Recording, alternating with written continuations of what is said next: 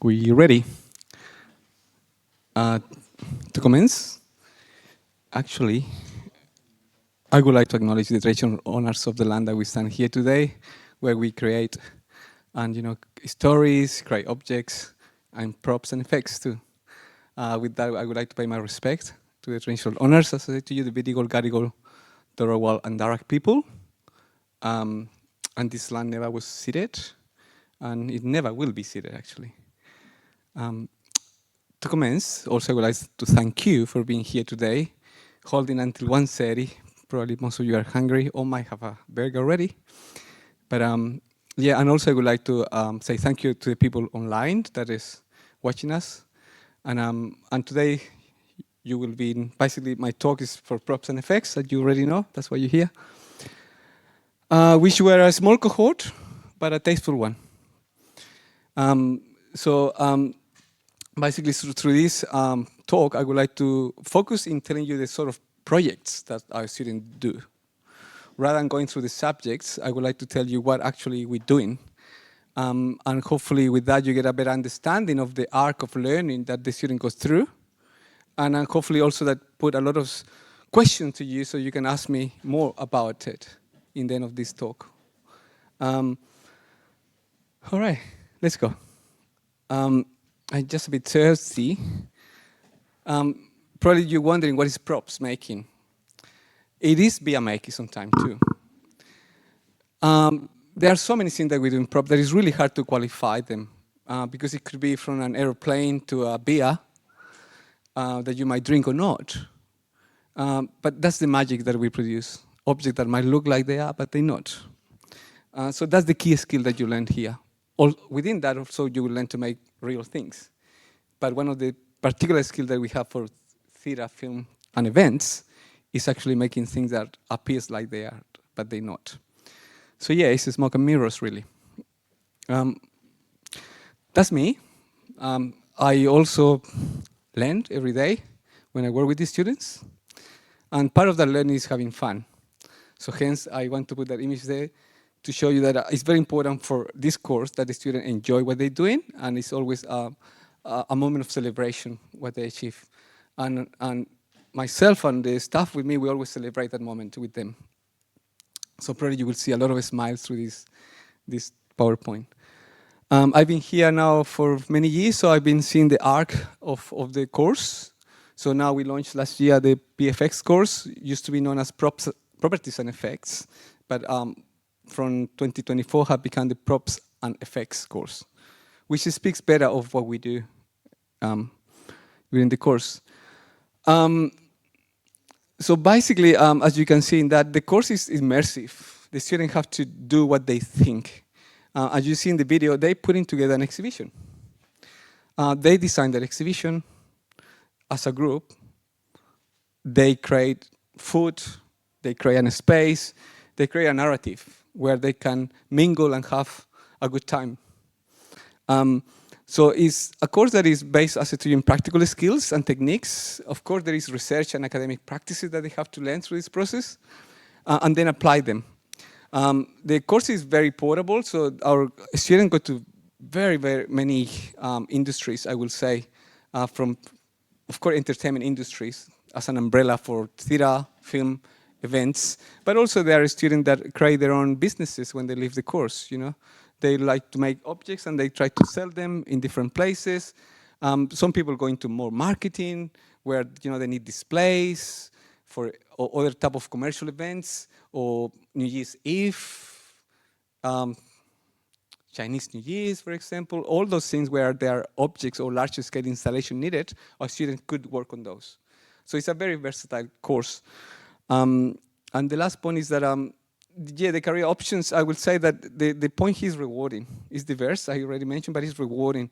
I believe that every student that comes to do this course is for a matter of passion. It's something that they enjoy doing, they find rewards on it, and they find community. And that's very important, to find the community. So I'm gonna take you through the arc of this course. I'm gonna give you the umbrella firstly. So our first year is a year of foundational skills. where we introduce them to a lot of the basic skills that they have to apply in every project that they carry on as the course progress. And this is an ongoing process of layering knowledge. So every project you always add what you learned previously and keep adding it and keep adding it. So when you leave this course, you have a collection of skills and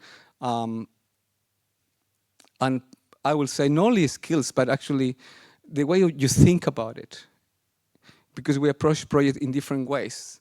Depend what the project brings to us, we might approach it differently. So it's about responding in a dynamic way to the requirements of the specific projects.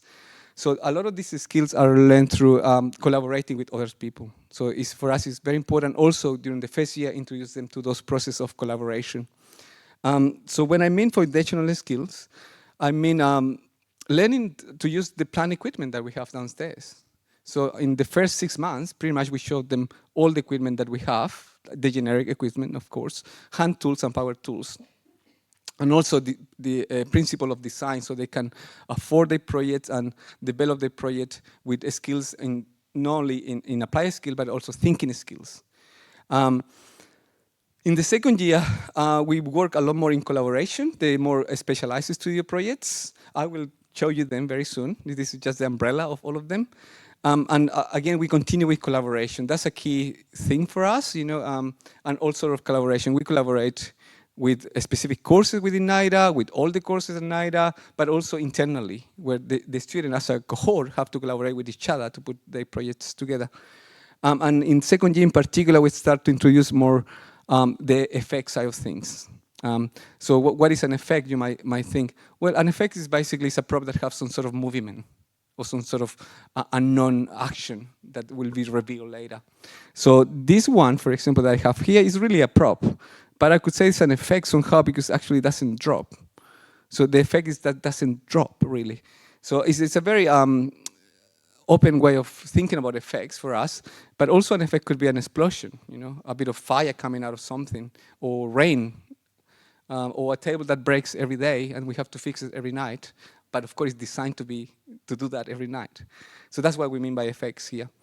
And in the last year, it's really a year of consolidating your knowledge. We don't give you a specific project that year. Basically, we ask you to come up with an idea that will drive you through the whole actually year.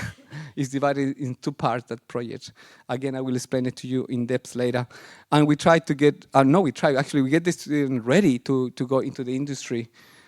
They do a placement early in the year also, and they collaborate in larger productions as supervisors of those productions with all the other cohorts at NIDA.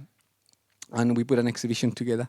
So that's the year of consolidation, as I said to you, where you decide what you want to do, and we give you a lot more management tasks to learn budget, you know, managing schedules and things like it. So now I'm going to take you through every one of the projects that we do. I don't have enough time to take you in depth in every project, but of course, if you have questions, you know, write it somewhere or keep it in your mind for the end of the talk so I can respond more about those specific projects. So here we go. So welcome to NIDA. Your first project will be Explore Cultures. As you can see there, the project is called Cultural Artifacts. Basically, what we ask to the student there is study the world somehow. I go in depth in cultures. What I mean by cultures is living cultures. Cultures don't die over time, you know. The Egyptians still are there. They never have disappeared. So we ask them to explore culture and understand what is their place within this world, you know, within Australia here, how we see the world and what the world has given us too. And for that, we ask them to do a replica of a couple of objects within that culture, but also to understand, you know, that it's important to acknowledge those cultures in depth and not make replicas not knowing what they are or what do they mean for those cultures. So it's about historical understanding and human understanding of what we are, you know, and how objects have been fundamental to create culture through centuries, millennia. That's what we find, you know, that's what archaeologists look for those objects that tell us what happened before. So it's a way of acknowledging that process. For that, we ask them to use any technique that they would like to use. So we don't ask for specific techniques. It's like how you think you could make this object, and of course we support in that process and we help them to come up with new techniques and improve, their making skills. The second project that we do is called Fantasy Weapons. By then, the students have been parallel to developing this project. They've been training in using the equipment downstairs, as I said to you, in woodwork, metalwork, working with plastics and polymers, making molds, casting. But if the project deserves 3D printing, we help them with 3D printing too. So really the student drives the education. We give an umbrella, but it's the project and the student interest what will decide where to go and how to approach that project. So for that fantasy weapon, they have to create a fantastical world and create this weapon that could belong to that world. If you go, I'm not sure if you have been downstairs, but in Props 1 studio, there is a collection of weapons that they did this year, where they imagine, there's one in Charlie and the Chocolate Factory, this weapon that looked like made out of chocolate, for example. So it's really up to the student to drive those projects. Another thing that we teach in parallel to all of this is scenic arts. So we do a lot of scenic textures. I do not have sample of that here, but if you go downstairs again through the props corridor, you will see a lot of doors painted with different finishes, timber finishes, brick finishes, metal finishes. They are not. They are basically exercises for them in learning how to reproduce those techniques, but also in displaying those techniques and seeing it, with normal light.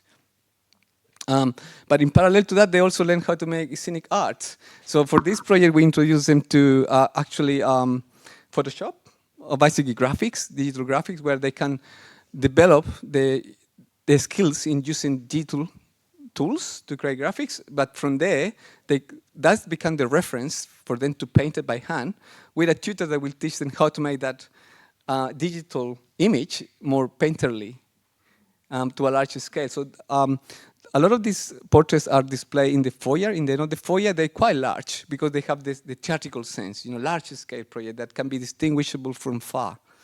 It's a challenge project, it's a large painting to do, and they do it in a week, every day. So we keep them busy, or we will keep you very busy actually when you come here. And that's the main project that they do within the first semester. Also, the students are part of the main shows during the first semester as assistants, where they work with 30 students under their supervision, of course, tutor supervision as well. And they become also crew members of those shows, if the show requires them to be crew members. But they create, simple prop. They support the process of making the shows too, and they introduce to the larger collaborations. And that will take me to the second semester. So in second semester, we start to focus in introducing very heavily digital tools, but also in combination with hand tools. Basically, we think in the post-digital world that we live in, where computers are part of the everyday work. So for this project, we start by then finding a narrative, a story, an ancient story typically, where there are characters, and they have to recreate a character or design a character that belongs to that story. And you can see there that based on a story from Africa, the students have to do research. So some of them carry part of the cultural research, into this project too. And they create a sculpture, but this sculpture is firstly is developed by firstly working by hand and learning hand modeling techniques to a small scale with plasticine and that sort of soft materials. From there, we introduce them to 3D scanning. So where we scan the object, we digitize the object. Then we take this object to another piece of software called ZBrush in this case, which is a 3D modeling software for creature modeling.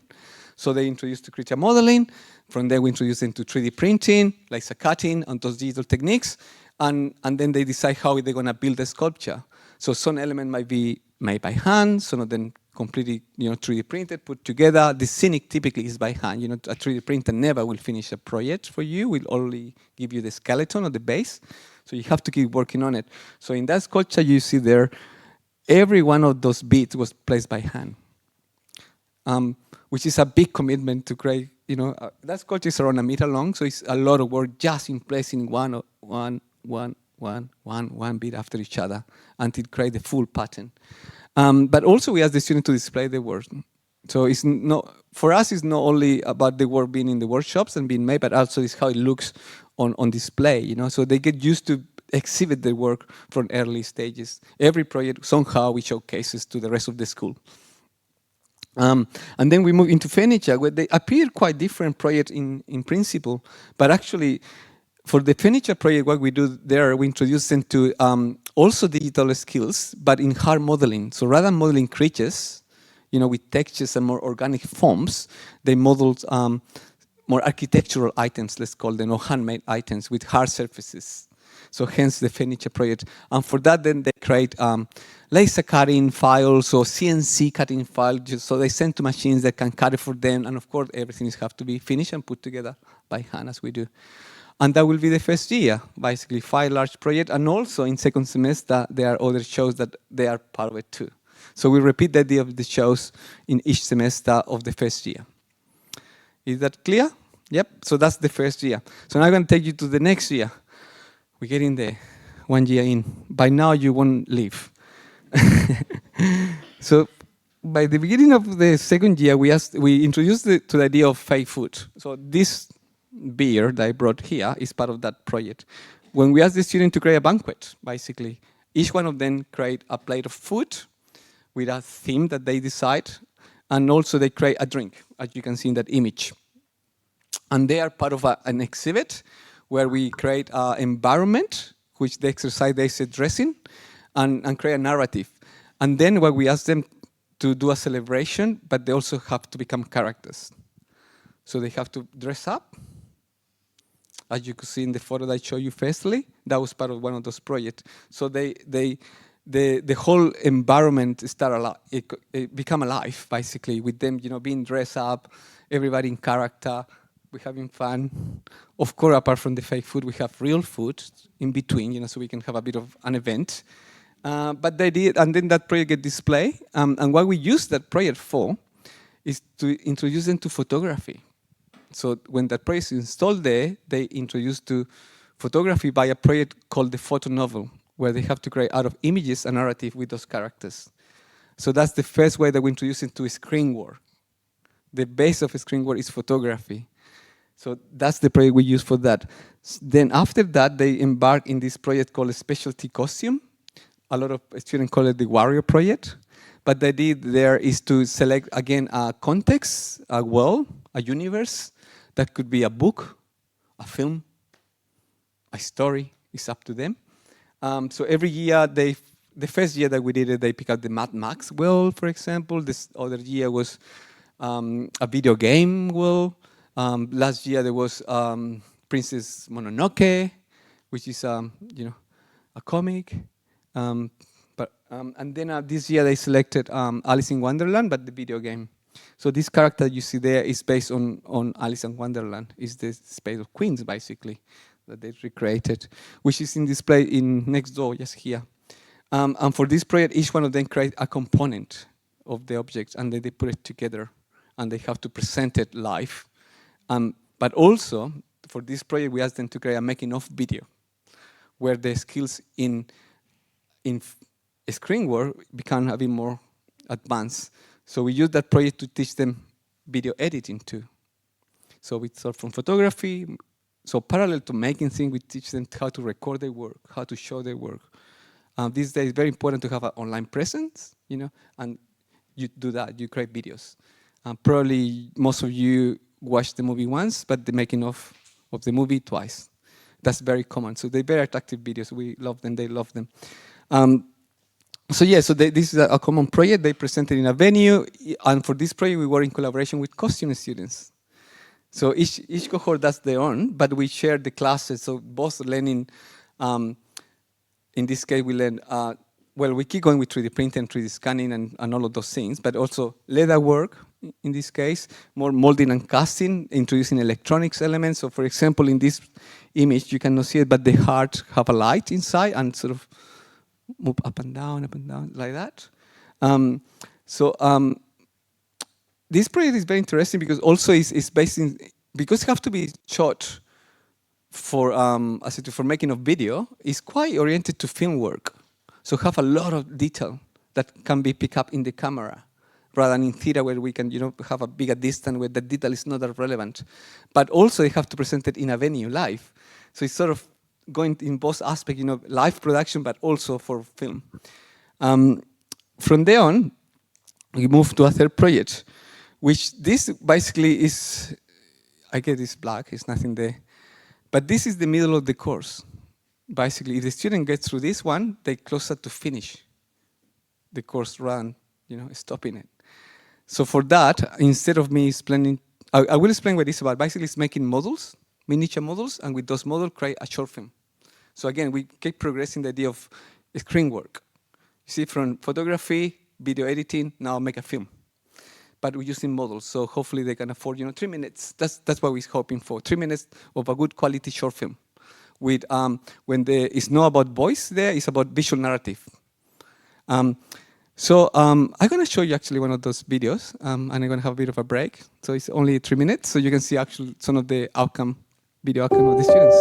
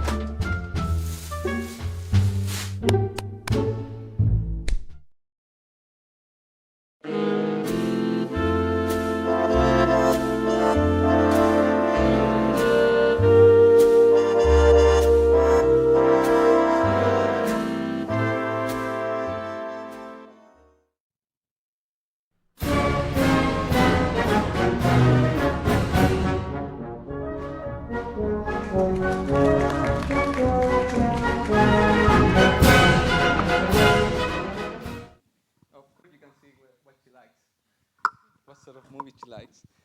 So yeah, this project have become a stop motion project somehow, but not necessarily. So for this, we use models. So we allow the student also to do 3D models.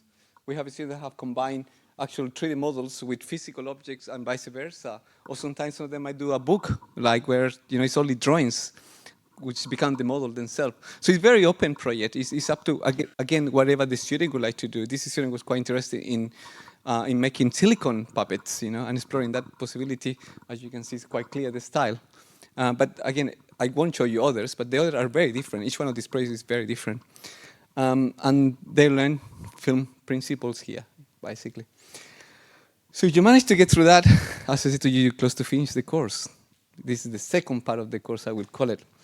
For that one, we have two projects in the second semester. One of them is called the Theoretical Illusion and Practical Effects, which is a collaboration with the TTSM students, Technical Theatre and State Management students. Basically, that project, the focus of that project, as the name says, is about creating illusions, life illusions, practical effects. As I said to you, explosions, smoke bombs, lights that flick, windows that drop and break, people going through walls, people appearing, disappearing, you name it. For that project, what we asked the students is, again, propose a universe.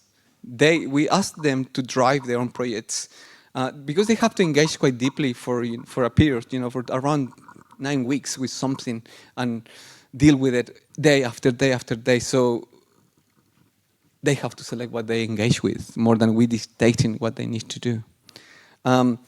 So every year, we create a show, we perform it live, and the student become the performers. The student become the set makers, the costume gatherers. They set the show, they run the show, they do the whole thing.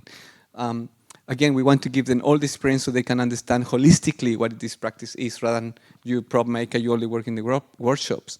I believe, or we believe, that through that process we create people that are more entrepreneurial, that can go out there, create their own project, take different roles.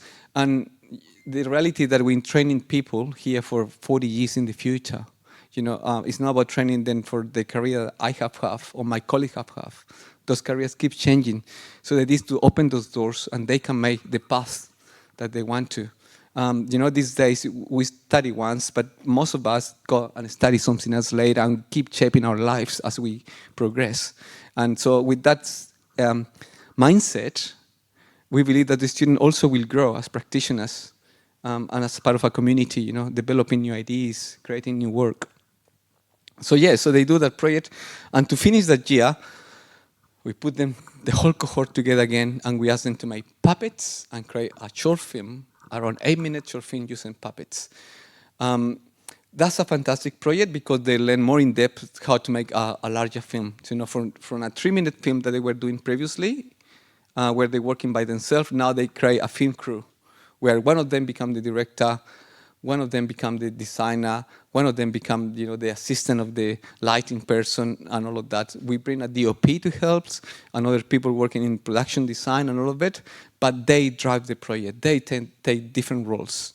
And they also feel very proud of achieving this sort of work, where they have touched different experiences. And then they have to edit it, record sound, so we introduce them to sound, to more editing skills, and so they can understand better how a film is done.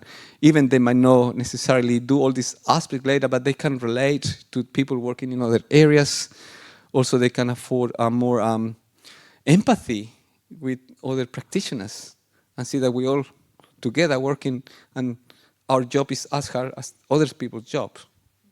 They finish with a puppet film, which again we showcase to the whole school, and they go on holidays after that, ready to come to do the third year. So this third year, again, they drive the projects, but I'm gonna show you a few things. So in third year, not only they work on the independent research project, but also they in the student productions. And why I highlighted this here, because they take management roles in this. Basically, they become prop supervisors or a show, or prop makers for many shows. We have prop productions per season. So each one of them, we take 6 students a year. So each one of them have a production, and 2 of them become floaters. So they take like an independent prop maker. They will take a specific job for every production, and they allocated a budget to work on those. So each one of them have to manage budget and schedule, and of course discuss all these ideas with the Ps, with the designers, with the directors, with the people TTSM, sometimes with costume, anybody that is part of the production, and put it together and mind the production as well, look after it every day as it's running. And also, as I said to you, they work in the independent research projects. For that one, early in the year, they propose a project, what they would like to investigate. And when we say yes or no, or we try to guide them in that research, which is basically very exploratory. They don't know what they're going to make yet in the first semester. They're just exploring ideas. when they came back after that break, then is when they said, this is what I want to make.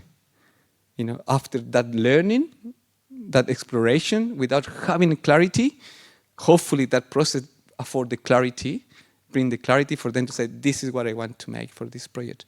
And sometimes what they want to make might be just a set of exercises to learn more skills. Doesn't have to be a final product, let's call it. So again, it's up to them to drive that education to what they would like to do. So then what we do, second semester comes, they have to finish and present this project. So here in this video, you will see a series of projects that were done actually a couple of years ago, when the project was called Masterwork, the presentation, and the coursework Properties and Objects. But you can see here the variety of work that cohort, and every year those cohorts produce a variety of works. So in that video that you see, there is a full costume made out of leather. There is this beautiful object that spins as tell a story as it's spinning. There are a student that made fake hands, all sort of hands, to exploring her mother's hands, very artistic. Then there's a student that wanted to recreate the DeLorean, but we could not have the type of car, so we use another car, basically, an old Beetle car that he found. But the interior is bringing that memories. The student was always interested in that movie, and he wanted to recreate that passion. And so we said, yes, sure, go for it. And that was about electronics. And now, I'm not sure if you went to the talk downstairs for the alumni talk. There was one student called Tane. He created that car, and now he works in a lot of films creating electronics elements. Again, that's his passion. But also, another thing that we have to do during that time is an exhibition to culminate the work. So we call it the graduating exhibition on NIDA Makes, and we do it in collaboration with costume and sets students. But my students, or two of them, basically have to design it and then make it and manage it. So it's another production. So as I said to you, they are still working in productions. In this last semester, two of them actually run the making of this exhibition, organizing the graphics, organizing all the list of objects that are going to come, finding the other students' work, the names, the labels, and then, of course, making the displays, and then putting the exhibition together down in the foyer, and then also making an event, which I believe is a great way to showcase, what they have done through 3 years here, where they pick the best work and they put it out there. And it's an open exhibition. Everybody's welcome. Please come in the end of the year. We'll have it during the production time. Also, we have productions, tickets, golden coin tickets if you want to, but also we'll have an exhibition of their work. And that's very impressive, in my opinion, to see a lot of the work that they've done, and from where they started to this. And pretty much that's close the arc of learning within the course. I'm just going to finish this video. As I said to you, because they have learning video making a skill, look at the beautiful videos that they can also produce, to showcase their work. And we also expect them to have website, to have online presence, be ready to approach the industry and present themselves as, practitioners, designer makers, as we would like them to be. So where that will take me? That's the question that people say, but where can I work after this? For us, it's very generic. As you can see, what is highlighted there is that you've been a designer maker. So we believe that you should be able to come up with ideas, but also realize these ideas. And in parallel to that, also you should be able to work with somebody else's ideas and help to realize those ideas. So hence the term designer maker appeals to both sides, where you can be independent, but also you can work, for example, in a theatrical show, there is a designer, we help to realize that idea. But if we work in let's say on an exhibition, somebody might come to the company and say, look, we want something like this. They might have to propose, what the scene might look like. So hence we believe that this term describes better the profile of graduate that we'd like to have. But where do they go? As you can see there, I just put a few names.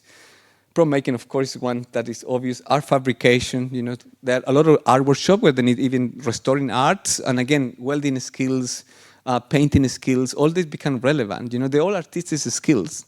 really, but apply in the context of entertainment and theater and film and events. But the skills are the same, you know, sculpting skills, painting skills, woodworking skills are the same that an artist will use to make artworks or to make props.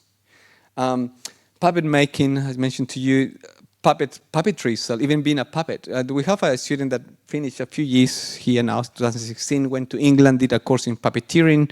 She loved puppeting. Now she's working a lot of film, not only making the puppet, but actually being the puppeteer of those films. So performing become also part of, if you would like to, you know, you could also perform some of your objects. Again, it's not about you performing, but through the objects that you create, you could perform. Drafting skills, 3D modeling, 3D sculpting. It's a lot of work these days in 3D modeling, digital skills. And the other day I was having a conversation with people from industrial like a magic, and they were saying how important it is for those people that know how to 3D model to understand gravity and reality, and how they believe that those people that know how to make things by hand, they can translate that knowledge into digital work. That was an interesting conversation. Set dressing, you know, make the set look good and continuity within that set.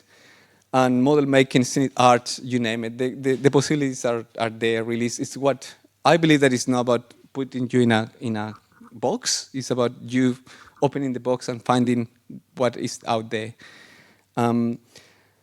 So for some of the, just to show you a few samples, Thin Theatre Company, the actual two current, you know, the head of the department there and the second person in charge are NIDA alumni. You know, they always, when they need extra people, they give us a phone call, say, oh, we need extra people, but already our students know them. Also, you know, Belvoir, as a small company, they do a lot of productions, and typically those productions need 1 or 2 prop makes. You know, they, again, because it's people that know each other. People grow together here and they leave this place. They know each other. They give a phone call. I need this specific prop. Could you make it for me? So they get that sort of one-off jobs. Opera Australia also, you know, have current students that are doing a lot of scenic arts there at the moment, and also in the prop department. And then, as I said to you, events like Vivid, there's a couple of samples there, and in the film industry. The film industry is one of the industries that takes most people. Gilly, really, but it comes and go, you know, sometimes get really busy, then goes slow, and then got busy again. So it's all the time up and down. That's the nature of that industry. So a lot of the work is project-based. And then, thank you very much. And if you have any questions, please, I'm very happy to respond to them. The same to the people online, if they have any questions, I'm very happy to respond to them. Questions? Hi there. I was just wondering about the placement opportunities after you graduate, and like what kind of positions, if there is placement, that you go into. Yeah, so our placement, we used to have it in the end of the course, but now we move it to the beginning of the 3rd year. So, and we also reduce it a little bit, saying that we allow this, that's the accessible component placement. If people want to do other placement, we support them to contact them with different places, you know, at the end of 1st year or 2nd year, during the break, we're happy with that to do that. But the accessible component one is in the last year. On the first term is around 80 hours minimum that we ask you to do. And with that, we, in conversation with the industry, for the sort of work that our students do, a lot of people in the industry prefer that actually the student give the phone call. They break the ice rather than us. They come to me, they ask me, you know, where could I approach? And they typically see me on that process. But they really want you guys to do the phone call, because it's for you, you know, more than we place you, you know. It's like where you want to go. So there are many opportunities. So there are a lot of places here in Sydney, but a lot of, also we have a scholarship for people to go overseas in the end of the year if they want to. But that is not accessible component, it's a launching career opportunity as a placement too. Mm-hmm. And if you can put it in a number, like what's the percentage of people that make a livable wage and living in the industry after graduating? I will say around 90% people stay in the industry. I think that everybody, you can make a living wage. I don't think you will become a millionaire, to be honest, unless you start to save and do investments somewhere else. But it's a passion career, I will say. You know, it's a lot of people coming here, they're not thinking about money. They're thinking how they can live, definitely. you can afford a career, a living, you know, but probably you will be very happy. More questions? Over there.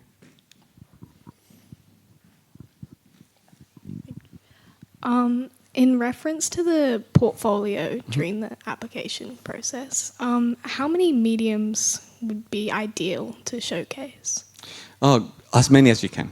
You know, please, if you're preparing your portfolio, take photos of process. A lot of people forget to take photos of process. That's very important for us to see how did you get somewhere.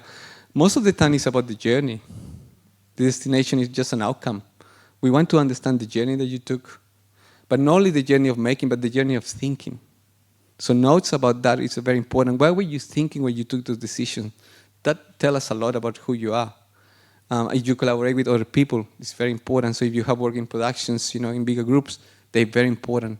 Also, we will ask you to highlight a specific project within your portfolio, because we would like to discuss that project in depth. And I will let you know right now what I mean by that, in depth. We would like you to know what conceptually have driven that project, you know, what it means, the semantics, what it's about, you know. But also, how did you make it, which is the technical side of it. So we want to understand that you're thinking in both sides, that you can think bigger picture and then bring it down and make it. I will tell you, NIDA is a place full of ideas. And probably you have a lot of ideas. We all do have a lot of ideas. So it's not a lack of ideas. But we have to make those ideas. So that's the key for us. If you have an idea here, we're going to ask you to make it. And we hope that also in your portfolio, you're already proving that I have an idea, as simple as it is, but you went through a process of realizing it. So any project, sculptures, you have video content. I get in a portfolio, you might say, I cannot put video content. Well, you can send us a link to our online website or something where you have that video content, for example, if you want to. Or PDF portfolio, you know. It's really up to you. Painting, sculptures, 3D models, artworks, any of the skills that you see somehow relate to this could be good. Also, we will ask you, what else do you do apart from making? Because, you know, we want people also have a bigger picture. And some people say, I like music. I like to go for a run every day. That tells us a lot about your discipline. So it's not about what you only make, but it's who you are as a person. In the end of the day, what we're doing here is selecting a group of people that we hope can be together for 3 years in a really, really intense environment where they can help each other.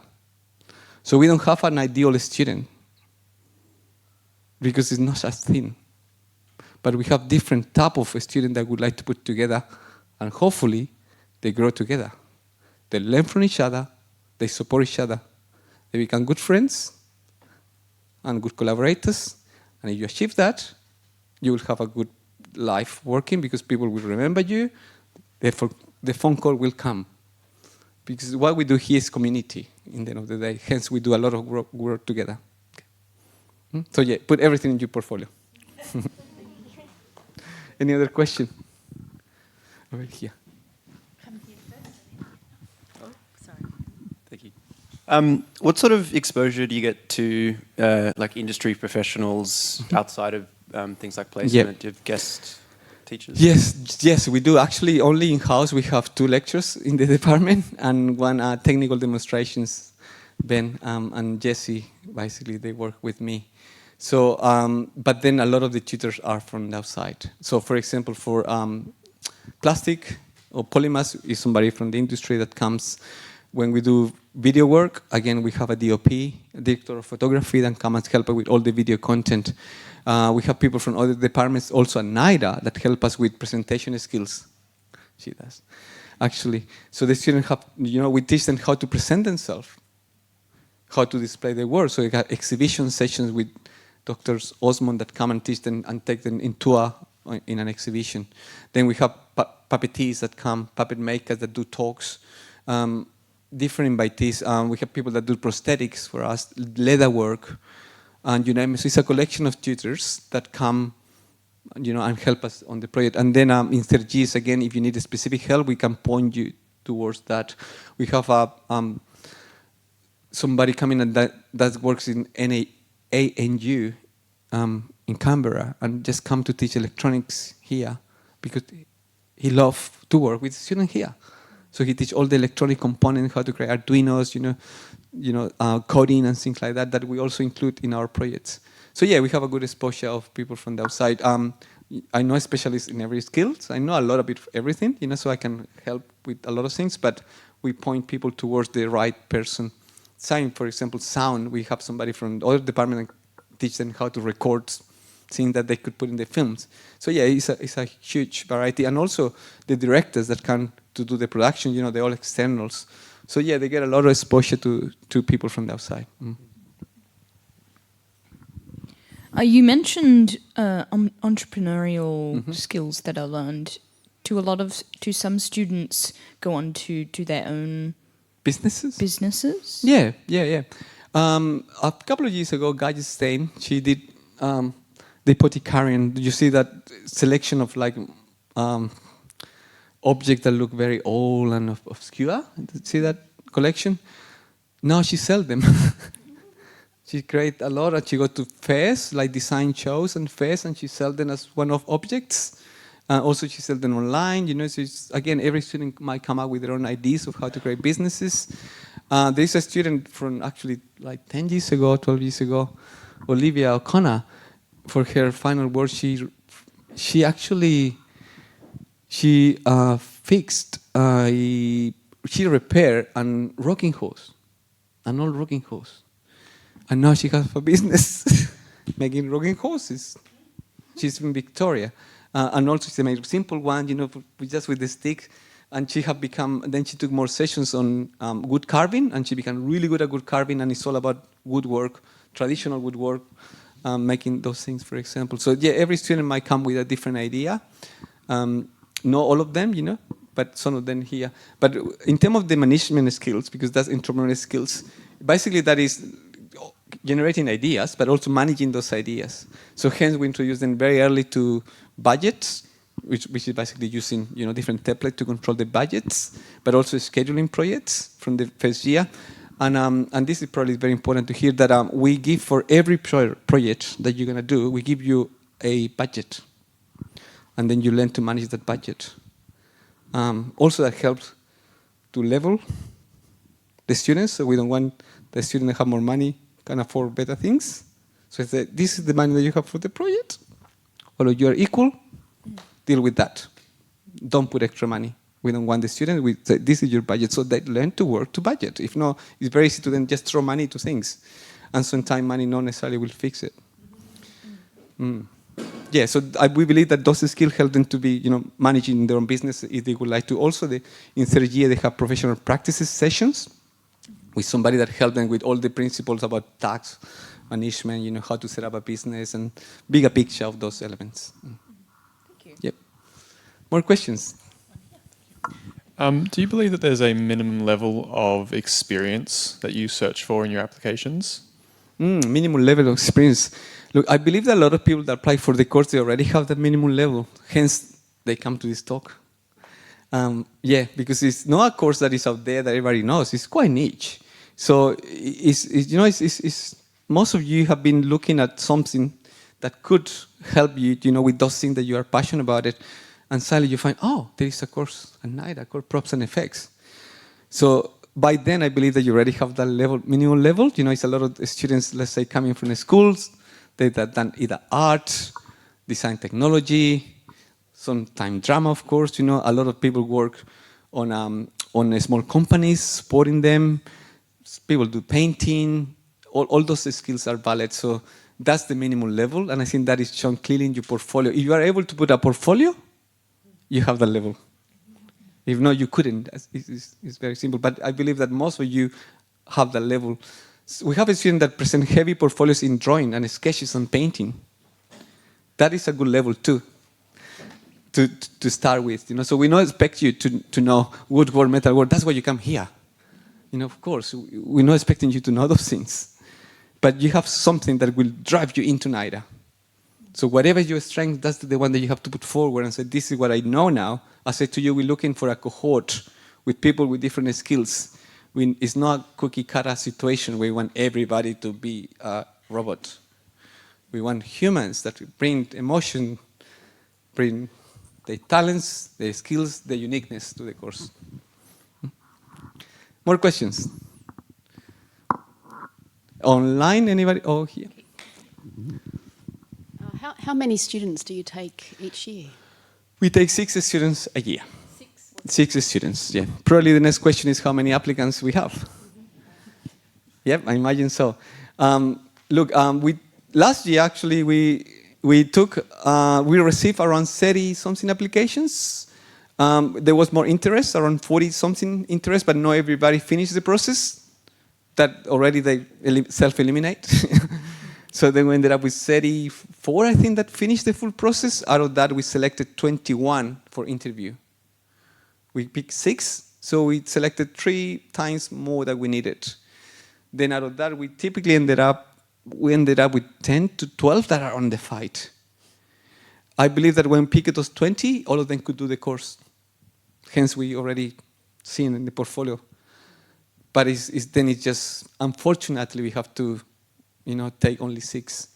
Also, I believe that taking 6 ensure you more job possibilities. The industry is there, but it comes and go, and it's quite niche somehow. So I don't think it's either about sending 25 prop makers to the market every day. That will saturate it. So also that's a way of ensuring you a future pathway.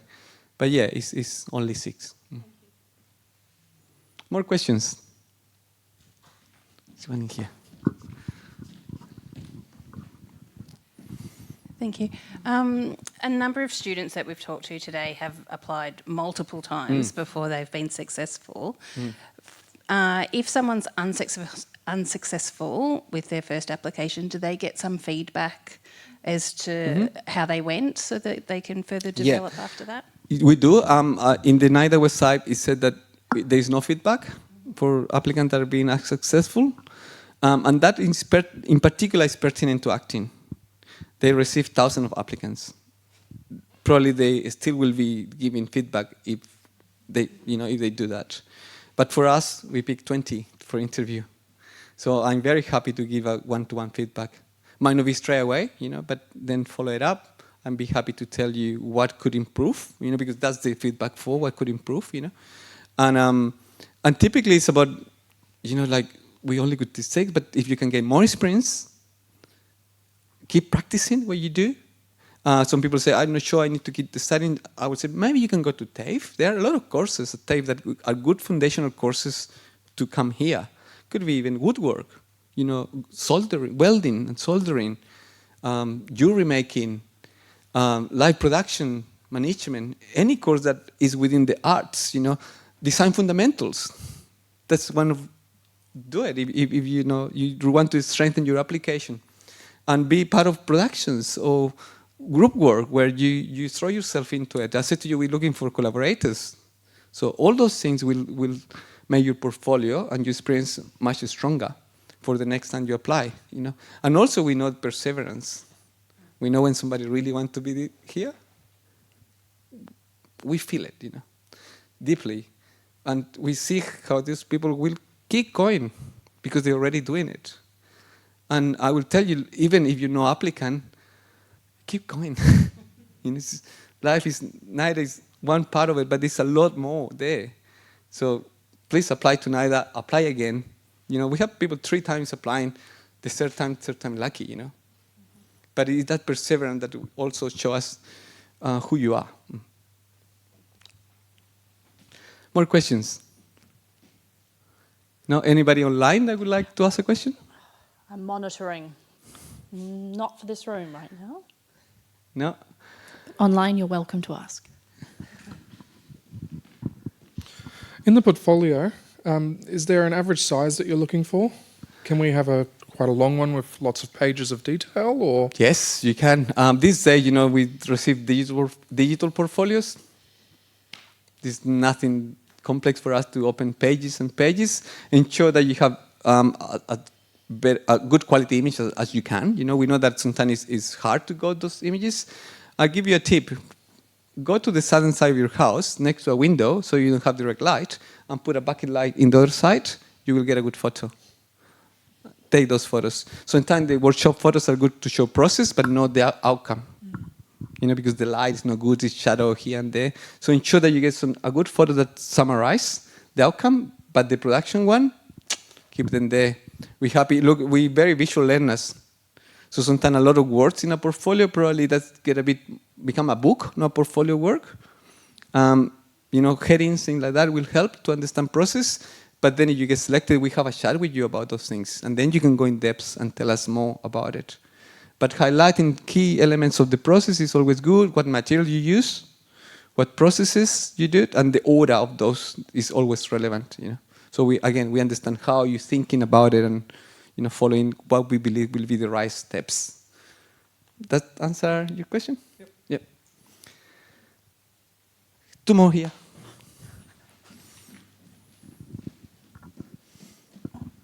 I was looking online, but I just wanted to ask if there's a minimum age that you'll accept, because I couldn't find a clear answer to that. Yeah, you have to dig a little bit to that. It's 18 years old. Yeah.